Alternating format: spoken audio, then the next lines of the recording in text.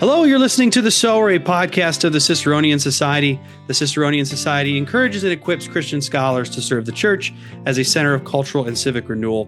To learn more about us, our events, our journal, Pietas, to sign up for our newsletter and make your tax-deductible gift, please go to ciceroniansociety.org. We have a busy year ahead, so definitely stay tuned. We have our fall symposium this October 22nd to the 24th, 2026 in Holland, Michigan. Proposals are due on June 1st. Our 2027 spring conference will be at Regent University in March, and the proposals for that are due September 1, 2026. And today, we're going to talk at length about an entirely new certificate program called the Logres Institute for Classical Liberal Studies. I'm Josh Bowman, Executive Director of the Ciceronian Society, and I'm joined by our friend, Dr. Josh Herring, who will serve as the first director of that Logres Institute. Now, before we go any further, Josh, I thought we'd begin with a prayer, and we often use this one at our spring conferences because we start each day with morning prayer. It's from the Book of Common Prayer, and it's specifically a prayer for educational institutions.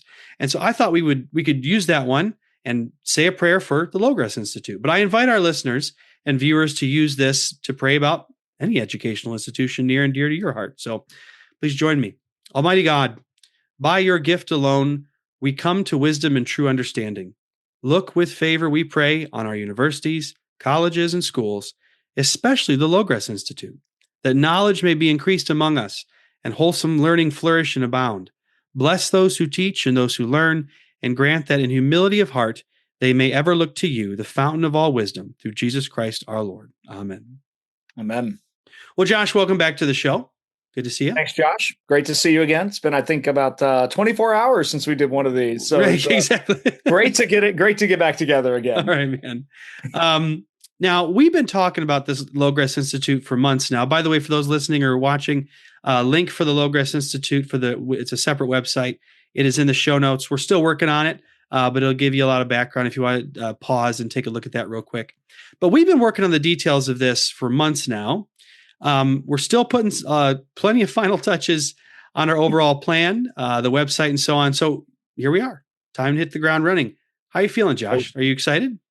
I am really excited. I feel like every month certainly in this year, 2026, each month, this vision has become a little bit more clear, and the steps of this moving from an outline to a dream to something actionable to a website to an announcement that was received incredibly well to now something I can publicly talk about and tell people, hey, I'm doing this really exciting thing and I really want you to be part of it. All of that is happening and it's becoming real. Mm-hmm. Yeah, we're excited about it too. It's a very concrete way in which we as a Ciceronian Society realize we can live out our mission this way. We want to encourage and equip Christian scholars to serve the church. And when we think of the church, by the way, we think of the local parish or church building that you're in, the congregation you're part of. But the church broadly, all Christians, we need the intellectual discipleship I've written about, the moral formation, intellectual formation. And so this is part of what we're doing to make that vision come alive. It's just one piece. It's the kind of piece that it's going to start relatively small, though to us it's going to feel big at first, but it has a ton of potential for growth. Now, I want to start though with essentially an overview. What is the Logres Institute in a very general sense? We'll get into some more details. What your vision for it is, and what in the world is Logres? Well, that's three questions. Let me see if I can hit those in kind of three answers. I want to actually start with kind of the problem. The problem is one that I think most teachers will immediately resonate with. If you're teaching in a classical school, or if you're a homeschool parent that's looking at your child's education or what's coming down the years in your child's education, one of the things that hits most people in that conundrum is you're usually trying to teach things you didn't yourself study in school. And it's just one of our many problems in the modern world that higher education in general has abandoned its rightful task of transmitting culture and the knowledge that makes up that culture from generation to generation. To speak very broadly, with room for plenty of specific exceptions, higher ed has been distracted by a lot of other things. The downstream effect of that distraction is that we're now 60 years away from the normal process of college producing actually well-read, educated adults. Instead, we have lots of very well credentialed adults who haven't actually read the stuff that they ought to have read. And that becomes eminently apparent if you were to look at what it takes to teach in a classical school. So I'll just tell two quick stories to illustrate that. My first year teaching, I was asked to teach seventh grade medieval history, and that began at the Roman Empire, and it ended right after World War II. And a class on, you said medieval history? That it was seventh grade medieval history, because in eighth grade they were studying American history. So you had to do. That's a lot of, but it's not the Middle Ages by the time you get to World War but II. it includes the Middle Ages, and it was supposed to go all the way up to the present from a European I see what you're saying, but they called it medieval history. There were a lot of confusing things about that curriculum, which is not unusual for a new classical school. Yeah. My problem was that I went to Hillsdale College and did a history major, but I focused on early modern European history. I took one medieval history class. I'd never formally studied Rome outside of a high school survey. And I had to teach myself all that material over the course of the year in order to be able to build the classroom that I wanted. Now, the byproduct of that is I got to learn history, and I learned that history really, really well.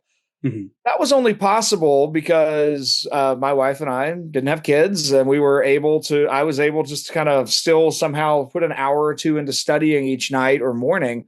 Most teachers don't do that. I can give a lot of illustrations, but I'll just draw one more from Great Hearts Academies. The Great Hearts program has a combined history and literature class in high school they call Humane Learning, that is run as a 2-hour daily seminar. And it's all great books, great text, primary source driven. In order to teach the 10th grade Humane Learning seminar, you need to know everything from John Locke's Second Treatise on Government to Mary Shelley's Frankenstein to Jonathan Edwards' Sinners in the Hands of an Angry God, and about 18 other texts that span history, literature, philosophy, and theology from across the 18th to the 20th centuries. I say all that just to illustrate this is the need if we're going to actually deliver a classical education. And that's what the Logres Institute is all about. We want to help adults who are either in classical schools or going into classical schools or are teaching their own children at home, who are looking at that content and thinking, how do I teach this? Well, the way you teach that is really to read these things together with other adults under the guidance of a seminar leader. And that's really key, because our courses are 20% lecture and 80% seminar. You need a little bit of lecture to introduce the topic, but adults who are doing a self-selected voluntary education don't need infinite lectures. We have YouTube for that if we want that. Those already exist. What we need instead are real-time synchronous conversations where we can come together as adults who perhaps have all read Sir Thomas More's Utopia. And then we have a 90-minute seminar led by a Ciceronian Society member who is skilled in leading discussion. And then by the end of that seminar, Sir Thomas More's Utopia to the extent that you could then go and figure out how to adapt that to your own class context. And we're doing that in a bunch of different certificate areas that I'm sure we'll talk about here in a moment. But that's really the heart of what we're doing. We want to be the place where teachers go to engage content together with adults. It's not for graduate credit. It's not for the purpose of earning a master's or doctorate. It's instead a matter of getting into the material and doing that through conversation with other adults. Yeah. And because I think, and you can respond to this, because I mean, there's a cheaper way to do this, I guess you could say, because this will not be a free certificate program. We'll come back to that later. But, I can imagine someone saying, why bother with this? Because I can just look, crash course videos.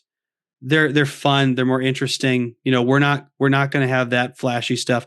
I could give you a reading list from a grad program. And just read Cicero. That's all you need to do, right? In fact, just read the Bible. Everything will be clear the first time you go through it. I wish that were the case, right? It's this notion of we take for granted that we don't just download or encounter or absorb information. You ever see that video? If it's the little boy in school where he's turning a page and he's like trying to like he's taking the words of the book and just like putting them into his head. That's how he's studying. He like turns a page and he goes like this, as if he's like willing the material into his mind. But there is something to be said about when you're engaging with the text directly in community, the way human beings have learned about things forever. Yeah. I mean, yeah, take time by yourself reading something to a point and reflecting on it and journaling on it and taking notes, but that will not be enough. I can just tell you from experience. I mean, it was amazing to me in grad school. We have this massive reading list for political philosophy, which I did not complete. I'm just going to own up to that right now. But also, just to give you another example, Josh. So I end up at grad school and in a political philosophy program.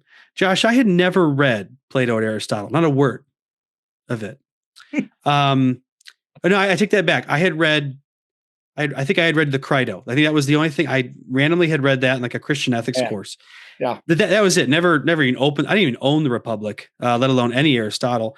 So it's a month before grad school and I'm cramming Plato and Aristotle, which is impossible. And so I'm doing this. I'm clueless. None of it made sense until I was in class discussing it with people.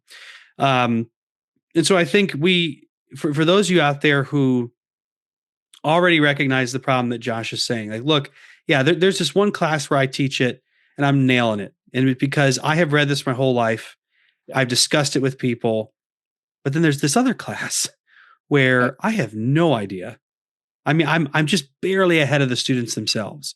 And that undermines your authority with the students. It undermines your ability to bring it down to their level, I think, to a point as well, because in some ways you have to know something really, really well to accurately summarize and distill it, if that makes sense. I think there's, a good summary shows you've read all this, but you know what's most important. I think that's absolutely right. Mortimer Adler talks about the fact that very few people are actually skilled in lecture, because to give a really good lecture means you might have spent maybe 90 hours, let's just say, hypothetically, reading, thinking, outlining, and then you distill that 90 hours into about 40 minutes. And then you carefully arrange it. And 40 minutes later, your students walk out. A few of them are thinking, whoa, that just changed my life. And most of us are thinking like, yawn, I'm done. Right, yeah, exactly. But very few of us can do that level of intense content where we've engaged the content and we can then present in that format day in and day out. We can in a couple of areas. There are maybe I could do that today with C.S. Lewis because I wrote my dissertation on Lewis, but I can't do that. But Lewis might be the last novel in a literature course that I get to teach on modern literature. I might have 15 other authors that I need to talk about. And really what we need are not specialists in the classroom. We need generalists who can direct students to see how these materials really do become sources of wisdom for them. And that's just not where we've been. I want to touch on one point that you mentioned. To the hypothetical person thinking, oh, why do I need this? I can just read it on my own. There are a few people who have the self-discipline to actually do that. I am not one of those. I don't want to uphold myself as this exemplar. One reason I wanted to do the Faulkner University PhD program was because I knew it would require me to actually read worthwhile things that I ought to read, but I just would not voluntarily pick up on my own on a Saturday morning without some compelling reason to do so. Yeah. The other piece of it is that the honest truth is we might be able to offer this at some sort of discount through a partner institution. We may have some scholarship help that comes along and offsets cost for certain situations. I don't think we can do this for free for anybody because people don't value something that they don't have any skin in. Yeah. If people don't actually have some money involved, they'll sign up and they won't actually attend the class. But for most people, and again, most people, not all, if they've actually paid something, And the amount here is a little immaterial, whether it's $3,000 or $300. If you've actually paid for something, you're much more likely to go to class to get your value worth out of what you paid for. And so that the class structure creates these different levels of accountability that are not trying to manipulate people, but they are trying to take into account an honest understanding of human nature. Mhm. We know what we ought to do, but very few of us will actually do that. And so this creates a structure whereby someone could say, "Oh, it would be great if 6 months from now I had engaged that course of study." Well, that means you want to do 2 classes with us. That's great. And I'm perfectly willing to say, I'll bet you're going to discover that you actually love learning and you love these conversations so much that when you finish those 2 classes, you're going to sign up for a third, and we'll go from there.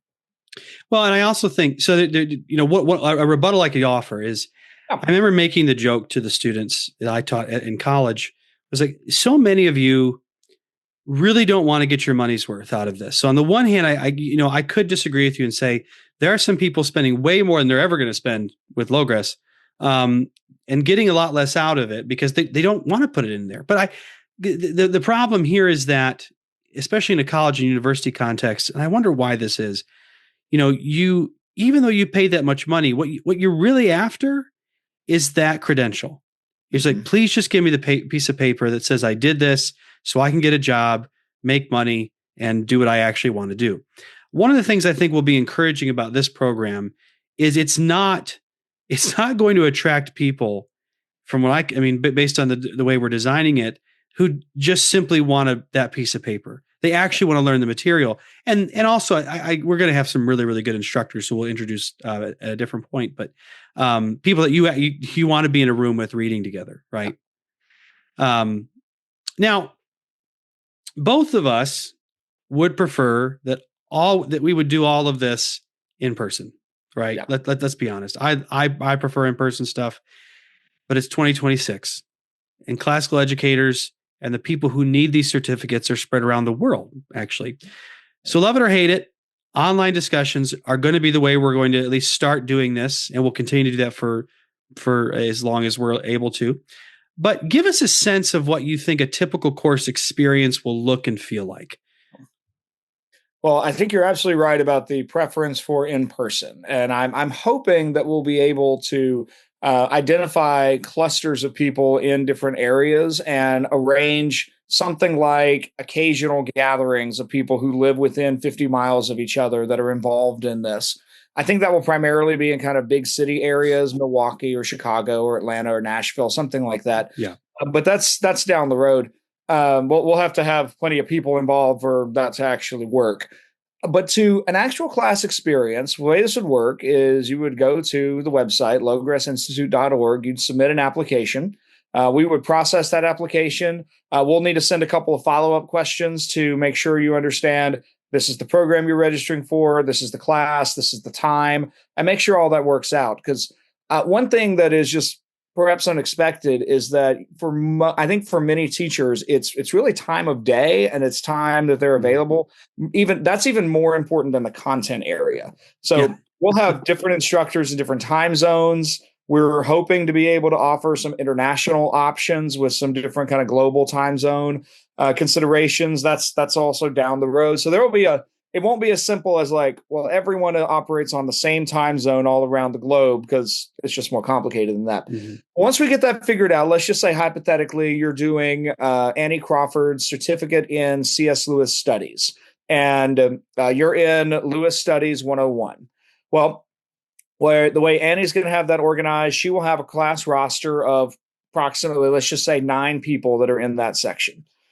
She'll have the ability to then email you an initial course syllabus with a book list that you'll need to purchase. And then she'll give you information about when and where to log in for the first night. That first night, you'll do a quick introduction. Annie will go over some class policies. And she'll go over a particular way that we do conversations in an online format that mean we're not stumbling over each other, and anyone who wants to chime in can do so. And then Annie will have ready a 20 to 30-minute content lecture that's really setting the table where we're going to go. Now then, that over the next 2 weeks, everybody in the class will read one book. And then they'll come back. And this time, Annie's not going to be ready with a lecture. This is where it starts to get, I think, really fun. Because depending on the nature of the class, if that's, let's say that's one of the Lewis apologetics courses, you might have just read Mere Christianity for the first time. And maybe you've not read Mere Christianity before. So you did what you were supposed to do. You read it. And you're like, I feel like I get like 30% of what this Lewis fellow is talking about, but it's interesting. But I don't really understand it. Well, Annie's job as the professor is to ask the right questions and just draw everyone's attention to the right passages and really just lead and create a space for conversation. So over 90 minutes, you, the instructor, and the other 8 people in the class will all be dialoguing about the main questions and issues of Mere Christianity. And what will happen by the end of that 90 minutes is that you won't understand everything, but you'll have moved from about 30% to maybe 70%, where you're like, this was really cool. I understand it a lot more now. And then you have 2 weeks to read the next book. And you do that for a total of 5 class meetings, and that's a course. Then we'll take a few weeks break, and the next set of classes will start. But what will happen over this is that there's also a paper component that we're still finalizing details on. More on that as we get closer to launch in October. But the what happens in this is that you honestly get a lot of practice in conversation, in reading, and thinking about an area, and a little bit of practice in writing and then getting feedback on writing. And that's writing that's not intended to necessarily go for like an academic publication. But it was really a space for you to reflect on what you've learned through the reading that you've done in that course. For a teacher, all of these are the very habits we want our students to engage in. And this is a space that we are doing the same thing, but not with our students, because that's a little weird, but doing that with peers. Yeah. So it's basically each course is 10 weeks. Mm-hmm. You meet 5 times, 90 minutes each time. Mm-hmm. Gotcha. Okay. And then there's a paper component of some kind. We're still trying to figure that out. The books you'll need to purchase. One of the things we'll have too is, especially for the C.S. Lewis certificate, we can't. The books are available online. You can find C.S. Lewis books everywhere, and you should own them anyway. Frankly, but there's other things. Let's say the class is assigning Plato. That's all you can get all that online for free. So a lot of the books that we're going to be reading, I would imagine, primary sources, right? They're going to be online for free. I mean, you're looking at me like, why would you read a digital copy? I'm going to exercise my director authority here. I'm your boss. So what are you about to do? I'm going to say no. Here's what, because we will, and I'm glad you brought this up because we will face this. People will want to be super cheap on the books. And I'll just say, now, certainly if we're reading something like Plato, people can do that. We have no ability to absolutely prevent it. But what will happen in that moment is that you will have just you will have taken a shortcut that prevents your really engaging the same edition that the instructor for that course has selected. Okay. And that actually makes a really big deal. One thing I hope that we're able to pull off, there is this great group called it's bookshop.org that lets any group put together a book website that we'll have a Logres Institute page on bookshop.org that will have all of the suggested translations and editions. Now, what Bookshop does is they're attempting to help people that don't want to purchase on Amazon.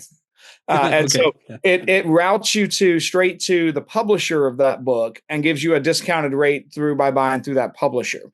But that will give us the ability to say, you can do what you want. We can't control it, but we thoroughly recommend that you get the GM Grube translation of Plato's Crito, for example. And that where our hope is that everybody discussing the Crito will have the same edition so that anyone in the class can say, but wait a minute, Socrates says on page 6, line 204, that the good is actually a horse named Blackie. And what? Did you actually say that? No. No. And we can all turn there and be like, no, it doesn't say that. What's wrong with you? And we'll go from there. But like that really does, that's an essential part of an online class, that we actually all have to have the same text that we're working from. And so this is one of my hills to die on. I think people do need to actually they need to get the books, and they need to get them in like actual, like tangible form. But again, I can't control that. I am confident people will get Kindle editions and PDFs, and they will make choices that fit their finances. I'm just going to be constantly beating the drum of, you can do that, but you should get the real books. Well, yeah, I mean, I certainly prefer that as well. I don't want to discourage anyone from doing this. So you got the books. I mean, is this going to be expensive? Like, do we want to announce a price yet, or do we need to wait on that? No, I think we can, because we've got it pretty set.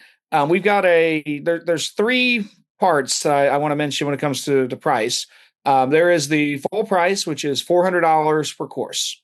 So that means, and you can do a single course, you could do a whole certificate, you could mix and match across different programs. Our goal is to set this up with maximum flexibility.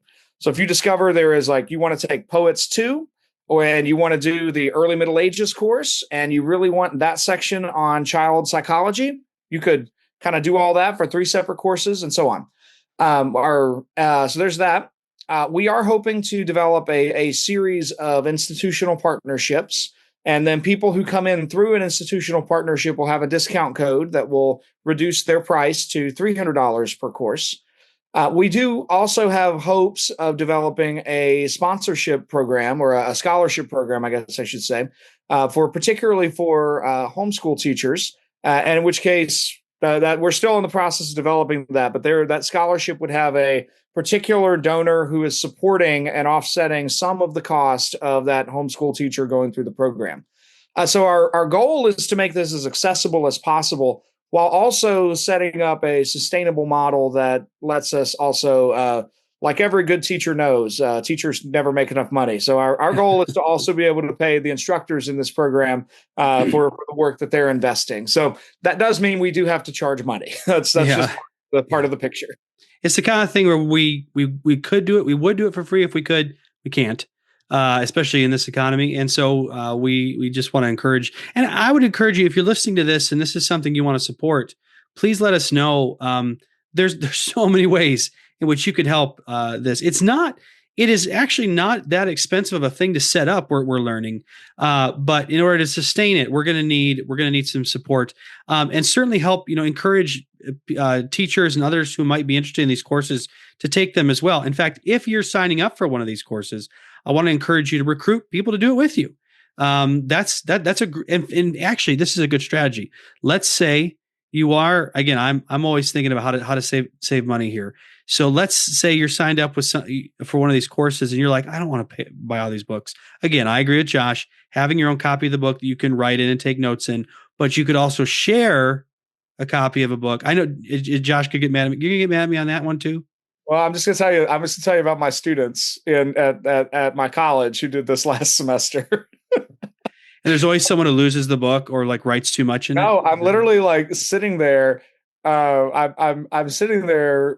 I'm teaching a great books course that runs Renaissance to the present, and we're doing Shakespeare, man.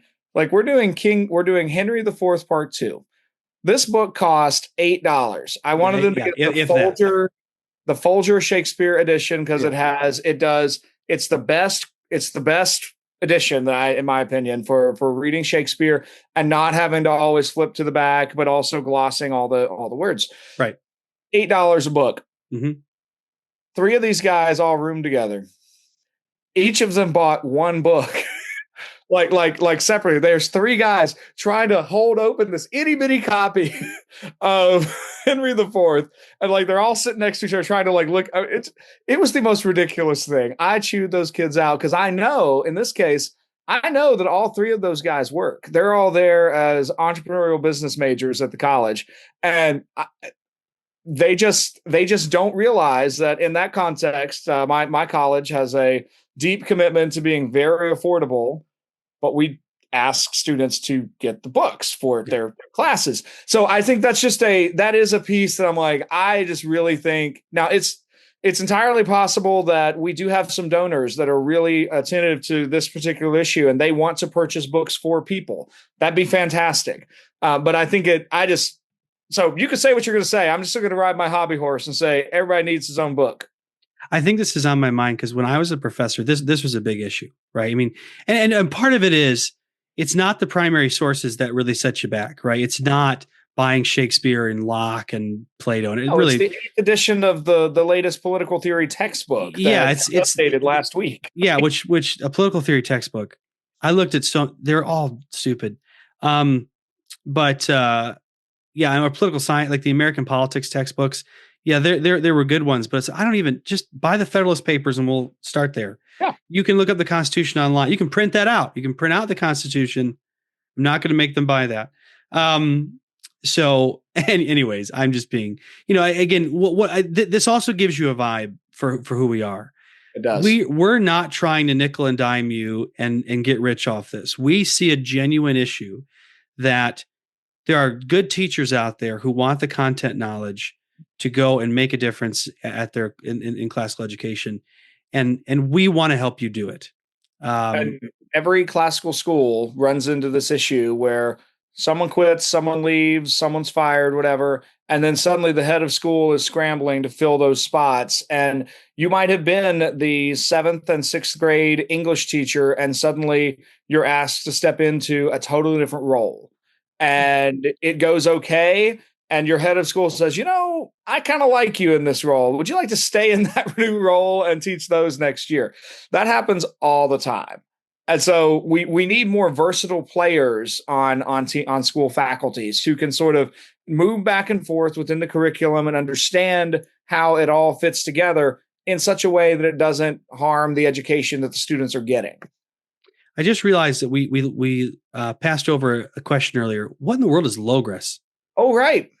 So Logres comes from at least two sources. The first of those is generally the Arthurian tradition, where in most of the Arthurian legends running from the 1500s backwards, Logres is a term that is used for the name of the Arthurian kingdom.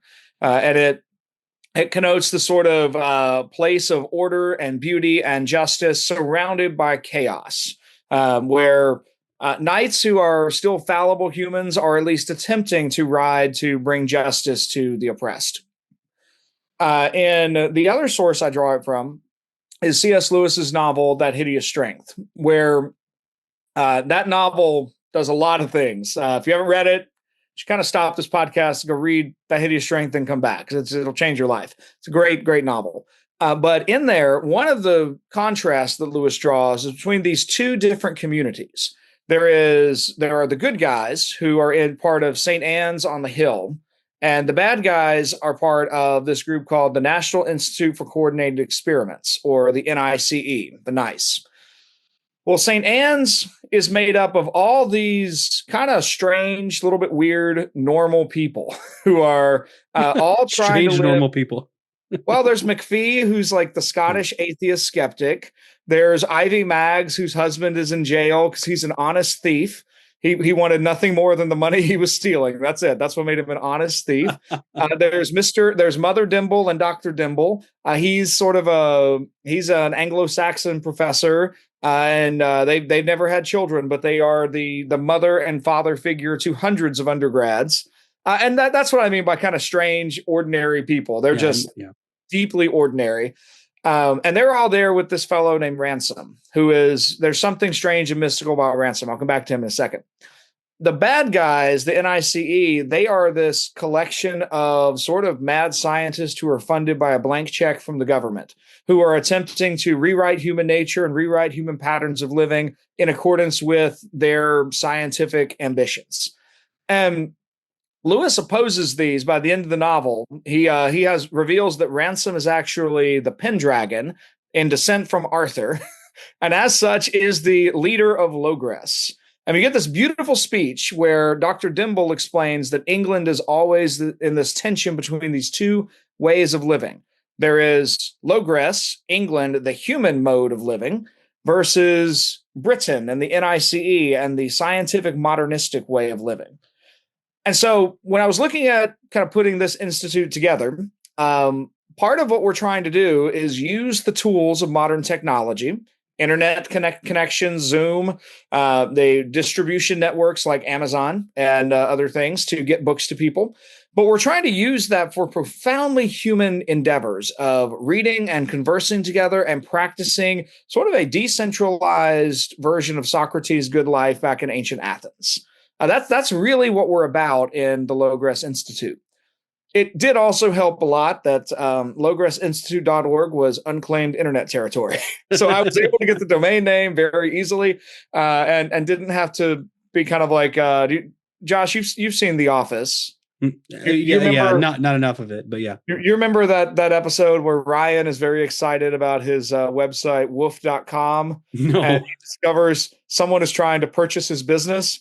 Well, they're trying to purchase it for the acronym. It's like the Washington Health Ultimate Power Housing.com or something. Okay. Like they want woof.com. We didn't have to do any of that with Logres. So for both the true reasons about the good, the true, and the beautiful, and the practical needs of the website domain, Logres was really a great fit, I think, for what we're trying to do. Yeah, I think it's a great idea.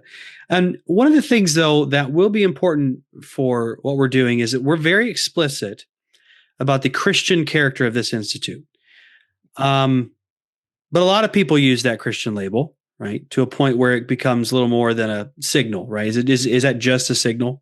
Is it just a way of taking, what do we mean when we say the Logres Institute is Christian?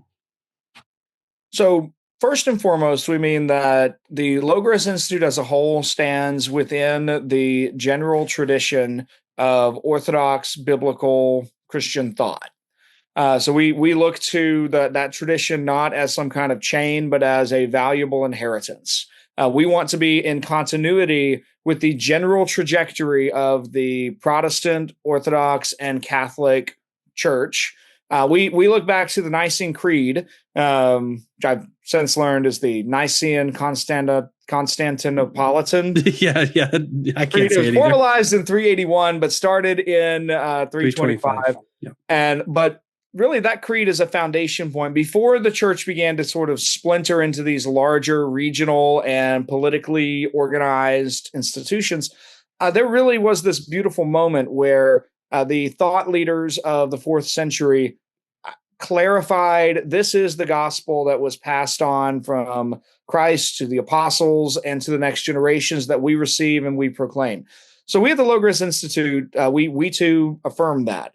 That's one of my questions for anyone that wants to teach with us. First and foremost, what can you tell me about the Nicene Creed? Can you, in full integrity and honesty as a human being, affirm the Nicene Creed? I had a really interesting conversation with one guy who wanted to teach for us, and as we got into it, I discovered he was Mormon, and as a Mormon, he would say he's a Christian. But he was also an intellectually honest Mormon who would say he does not affirm the Nicene Creed. Yeah, and I appreciated the honesty because we differ on key doctrines of the Trinity and the canon and several others, but those are maybe the easiest. So that's where it starts. The second thing I'd say about what it means for us to be Christian is that we are certainly broadly open and hospitable as an institute to really anybody who sincerely recognizes who we are and what we're trying to do and wants to read with us. That does not preclude people who are outside the Christian faith from coming to study with us and read with us. You just need to know, and this is part of our application process. We ask you to acknowledge the pieces that we list on the convictions page. We have certain convictions about what this means for the human person, what this means about the doctrine of sin, what this means about what we're trying to do with politics and culture and religion, how all that fits together. We think the Christian faith really does matter for all of those things, and it matters for even how we engage with the great tradition.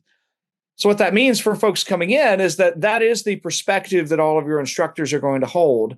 And that is the perspective with which we're kind of designing everything that we're doing. And last thing I'll say about this is that I spent the first 13 years of my teaching career in a secular classical environment. And about 80% of the time, that didn't matter.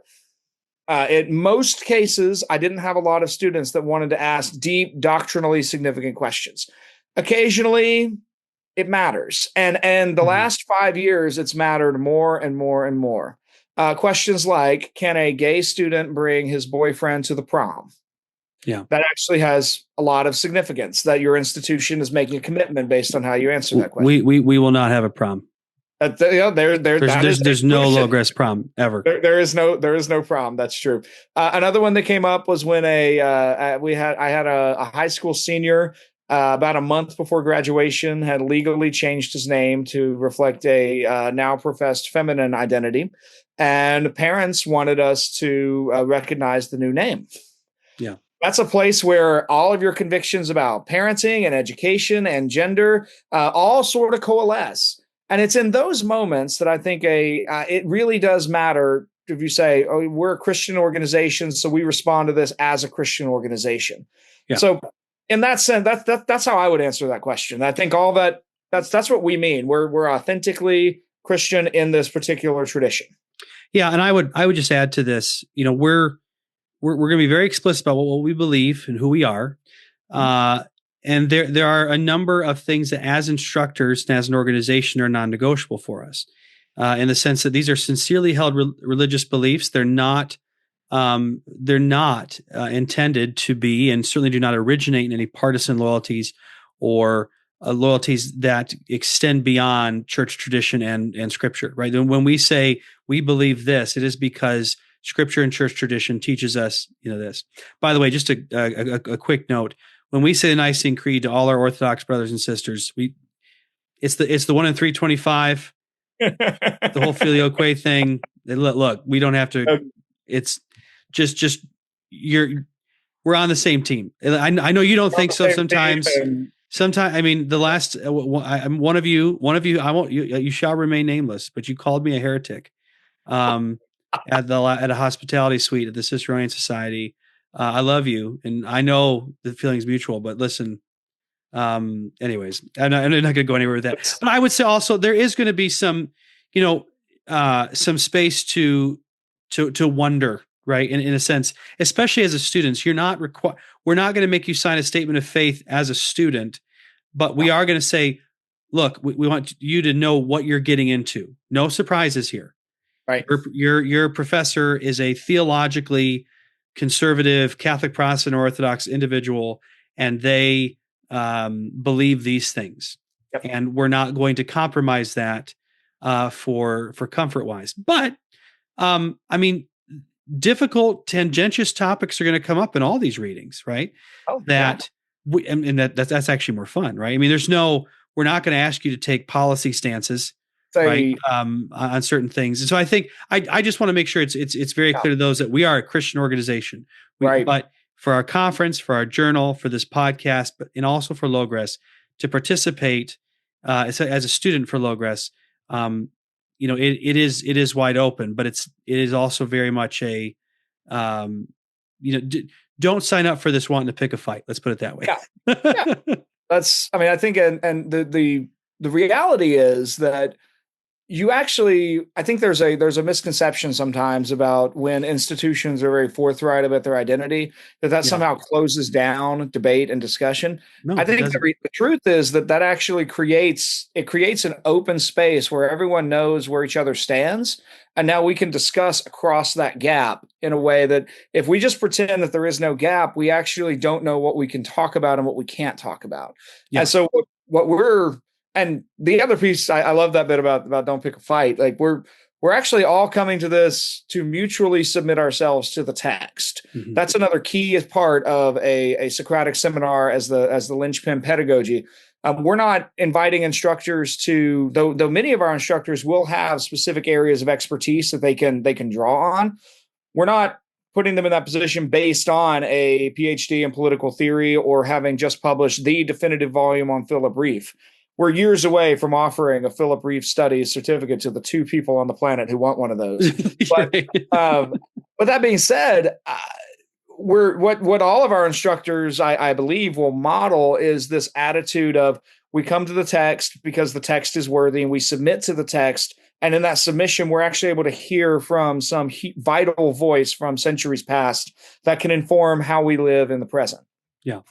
And it's a way of of also following the commandment. You don't want to bear false witness about someone. In the same way, I want to hear what Aristotle is saying as Aristotle, not what I want him to say. It's what is Aristotle saying? What is Aquinas saying? What is C.S. Lewis saying? Because there's going to be times where like, oh, I wish he wouldn't have said that, but he did. Yep. He went there. Every one of these guys. One of these guys, and men and women. Yep. I was reading an essay with some students at the college today from pseudo Plutarch, and I didn't even know that was a thing. Well, it's one of those that like Richard Gamble says it's Plutarch, and the internet says it's pseudo Plutarch, and so this time I pulled the source from a different collection, and anyway, but there was a line that my students got stuck on about lying is behavior fit only for slaves. And they were just, and the sense of the surrounding passage was there is behavior that is right for a free-born child, and that child needs to be encouraged towards honesty, but then lying is just normally accepted by, you assume your slaves are going to lie.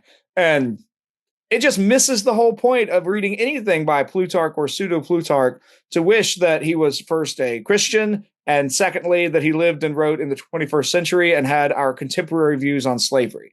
Yeah. Instead, I want to read him and think, yeah, I'm kind of glad I don't need to frame my classroom disciplinary interactions in terms of free versus slave, and don't act badly. I'm glad we don't do that anymore. But it's worth knowing that they did possibly in ancient Rome. Like that's interesting.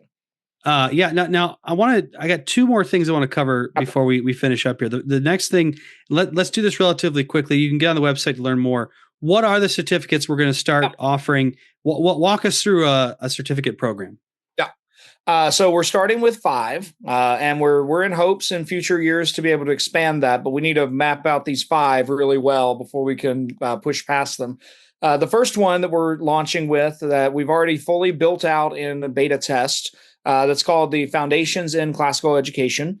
This program is really ideal for people who are in leadership in a school and need a thorough grounding in the literature around classical education. This is not really a content certificate in that sense, but it is a way of kind of working through the last now 40 years of literature about what is classical education, how do you do it well, that's organized in different topics, and help that. So that's, again, really ideal for those in administrative leadership or for people who are transitioning from public ed or private independent school or homeschool scenario into a private school. Or a private classical school, or just a classical charter, or really trying to kind of wrap their minds around what's this classical ed thing that I'm now trying to be part of. Mm-hmm. So that's one. And we'll launch with all 8 courses open in that. So you can see those listed on the website. The other 4 are new. So we're launching with the first 2 classes in each of the next ones I'm going to describe. The next 2 are really content ones that we think are pressing needs in the movement. First of those is a certificate in great books. That's going to be headed up by my friend, Dr. Sean Hadley. One of the difficulties is that the English major has just gone crazy in recent years. And I'm just going to refrain from stepping back up on the soapbox. We're just going to leave that as a claim. Yeah. If you don't believe me, do some Googling and we'll come back to that. Yeah, it'll be self-evident.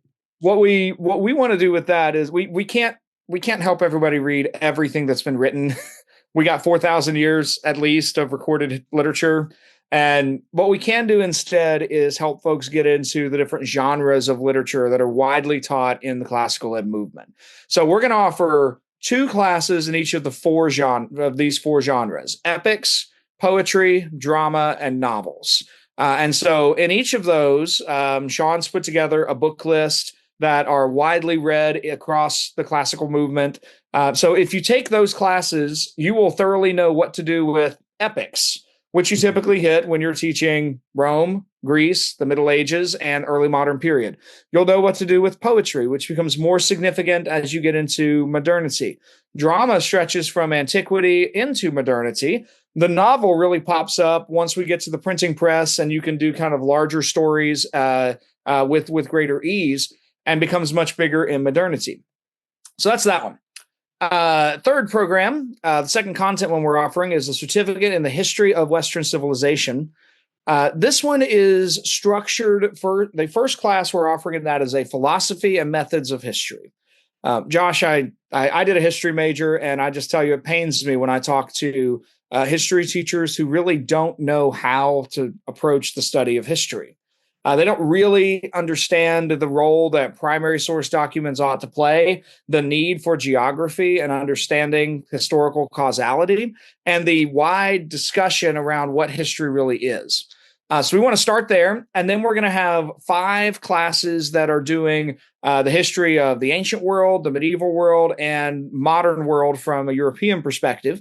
Those are going to be structured around Alan Guelzo and James Hankin's book, New Volumes, the Golden Thread, and then we're going to use Bill McClay's Land of Hope to do 2 American history courses.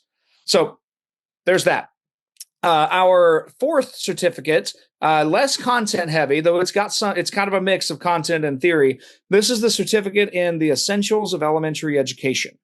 This program is really ideal for teachers in elementary grades, but also for parents of homeschooling parents who are looking ahead at elementary years or upper elementary years. This program is really all about thinking through what should happen in those youngest elementary years. Phonics, numerical fluency, shaping the moral imagination. How is the child developing in those years, and how does that shape what is developmentally appropriate? Our goal is not to prescribe the one and only one way to do classical elementary school, but instead to give people the principles that they can use to apply in their context or design their child's experience, such that elementary school is a huge success and sets up the child for ongoing learning. Fifth and finally is the certificate in C.S. Lewis studies. This is going to be run by my friend Annie Crawford. She is very excited. She's a Lewis scholar and is very excited to kind of design a way for people to kind of systematically work through almost all of C.S. Lewis's writings. We're approaching Lewis kind of through 3 main ways in this. There's Lewis, the fiction author. So we'll have a Narnia course, and we'll have a Ransom Trilogy course, a little bit on Lewis's poetry. There's Lewis, the apologetics guy. So we'll have a couple of classes that are working through some of his major works on defending the Christian faith. And then for the true Lewis reader, by the end, we're going to get to Lewis, the scholar. And this is the part that very few people read, but we're going to look at Lewis as a literary critic and his works, Allegory of Love and The Discarded Image, and the Oxford History of the English Language. So if anybody listening has any personal ambitions to actually have read through everything Lewis wrote, we won't get you there, but we'll get you very close. So sounds like everything except for the letters and maybe a few essays, but that'll be really good. And whatever is turned up in the next 5 years. Right. Yeah, exactly. Speaking of the Oxford History of the English Language, I forgot to mention this in our last podcast we recorded.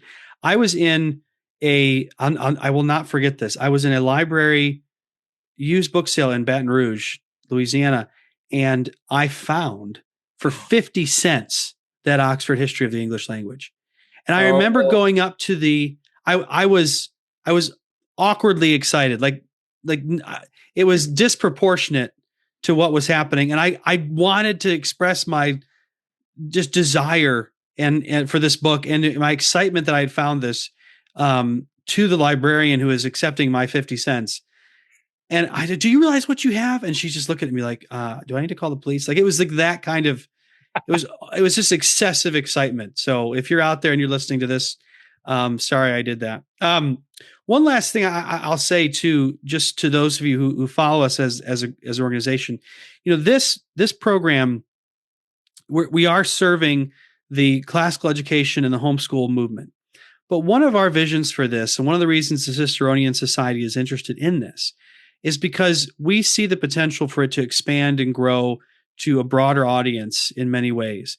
I think as we develop a reputation that, frankly, we already have at the conference for great conversation about both simple texts and difficult texts that are valuable, life-giving relationships that help us develop as scholars and teachers, et cetera. We see a potential to develop courses as well for, let's say you're teaching in churches, you're teaching your community, or you're a grad student and you feel like, look, this is on my reading list, but I'd never actually it's not even offered as, this happens, right? I mean, there's a situation where there is, I remember, example of this is, Nicholas of Cusa was on my reading list. Do you even know who that is? I feel like I've heard the name, but I haven't read him. Most people, he's really interesting, but there's no course where I was at on Nicholas of Cusa. So I had to go read it. It would have been great to read that with other people.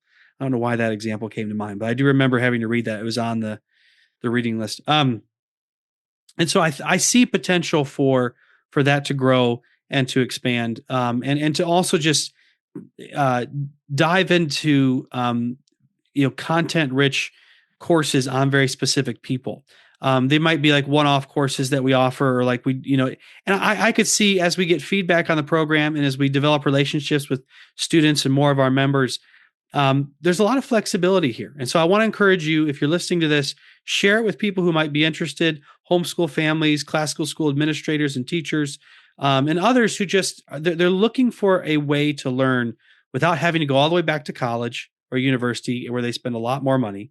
And they don't want to just do a YouTube video while they're eating dinner or something like that. Like they want to get into a conversation with people who know what they're talking about and have the experience of wrestling with these texts. So beautiful. Josh, thank you so much for your leadership for this, for having this idea, for working with us here at the Ciceronian Society. It's an honor to be part of this adventure with you and these teachers. And so we're really excited about it. So thank you. You're very welcome. I'm really excited to be able to keep talking about this and announce it and bring folks in and see where this goes. I think there's immense potential to help people get back into the sources that renew the soul and foster great conversation. Thank you. All right. You've been listening to The Sower, a production of the Ciceronian Society. As a reminder, we have a second podcast discussing Cicero's seminal work. That's an example of the kind of discussions you might experience in these courses. It's On Duties. We're reading Cicero's On Duties through that podcast, and it's released every Wednesday morning. Be sure to take a look at that one as well. We also have the Fall Symposium and Spring Conference, not to mention our Journal Pietas, the annual Herbert Storing Prize, and more. Make sure to sign up for our newsletter to stay on top of everything involving the Ciceronian Society. Don't forget to rate and review this podcast, share it with your friends, and check out our website at ciceroniansociety.org. Thank you for listening.